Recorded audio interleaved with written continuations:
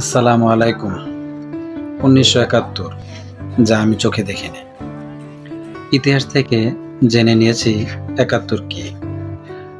৭ই মার্চের ভাষণ থেকে জেনে নিয়েছি ৭১ কি।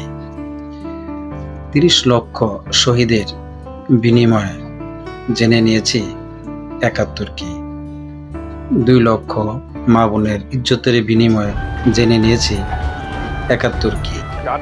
মিত্র বাহিনীর কাছে পাকিস্তানের আত্মসমর্পণের মধ্য দিয়ে জেনে নিয়েছি ৭১ কি। ৭১ একটা রক্তস্নাত মানচিত্র, একটা স্বাধীন দেশ, একটা স্বাধীন বাংলাদেশ। স্বাধীন বাংলাদেশে আমরা কি পেয়েছি? আমরা পেয়েছি ভাষা, সার্বভৌমত্ব, একটি দেশ এবং একটি জাতি। তখন পাকিস্তানের হয়ে যুদ্ধ করেছিল পাকিস্তান সামরিক বাহিনী এবং তাদের পক্ষে এদেশেরই তাদের পক্ষে কাজ করেছিল রাজাকার, আলবদর আর শামস বাহিনী। আর বাংলাদেশের হয়ে কাজ করেছিল সাধারণ মুক্তিকামী মানুষ, যারা মুক্তিযোদ্ধা নামে পরিচিত, এবং ভারতের সামরিক বাহিনী, যা মিত্র বাহিনী নামে পরিচিত। আমার কথা হলো, ওই যুদ্ধে পাকিস্তানের হয়ে যারা যুদ্ধ করেছিলেন, যে সামরিক বাহিনী, তারা যারা মারা গেছেন তাদেরকে ওই দেশের সরকার জাতীয় বীর এবং শহীদের মর্যাদা দান করেছেন। তথাপি আমাদের বাংলাদেশে হয়ে যারা যুদ্ধ করেছেন এবং মারা গেছেন তাদেরকেও এই দেশের সরকার পরবর্তীতে শহীদের মর্যাদা দান করেছে।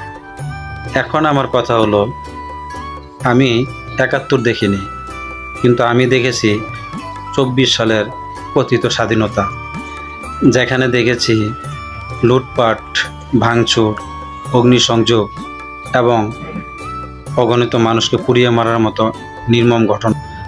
কথিত স্বাধীনতার যুদ্ধে বা বৈষম্যবিরোধী ছাত্র আন্দোলনে অসংখ্য ছাত্র মৃত্যুবরণ করেছেন, যাদেরকে শহীদি মর্যাদা দান করা হয়েছে। আমার প্রশ্ন হলো, ছাত্ররা মারা গেছে, তাদেরকে শহীদের মর্যাদা দান করা হয়েছে, এবং পুলিশ বাহিনী, বিশেষ করে ছাত্রদের দ্বারা যারা আক্রান্ত হয়ে মৃত্যুবরণ করেছে, বিশেষ করে অসংখ্য পুলিশ বাহিনীকে বা পুলিশকে মারা হয়েছে, তারাও তো সরকার শৃঙ্খলা রক্ষা করার জন্য, সরকারের হুকুম মানার জন্য তারা মারা গেছেন। তাদেরকে কোন উপাধিতে ভূষিত করা হবে? আমার প্রশ্নটা সেইখানে। পাকিস্তান যদি পাকিস্তানের সামরিক বাহিনীকে জাতীয় বীর এবং শহীদের মর্যাদা দান করতে পারে, বাংলাদেশের মুক্তিযোদ্ধারা যদি মৃত্যুবরণ করার পর তাদেরকে এদেশের সরকার মুক্তিযোদ্ধা হিসাবে এবং শহীদ হিসাবে তাদেরকে সে সম্মান দিতে পারে, তাহলে ছাত্র আন্দোলনের এই স্বাধীনতায় যারা ছাত্ররা শহীদ হয়েছেন তাদেরকে শহীদের মর্যাদা দেওয়া হলো, এবং যারা পুলিশ বাহিনী মারা গেছেন তাদেরকে কোন সম্মানে ভূষিত করবেন? ছাত্র আন্দোলনের মৃতরা যদি শহীদি মর্যাদা পায়, তাহলে রাষ্ট্রীয় আদেশ পালন করতে মৃত পুলিশ বাহিনী কেন শহীদি মর্যাদা পাবে না? আসলে শহীদ কারা? স্বাধীনতার কলম থেকে জাতি জানতে চায়।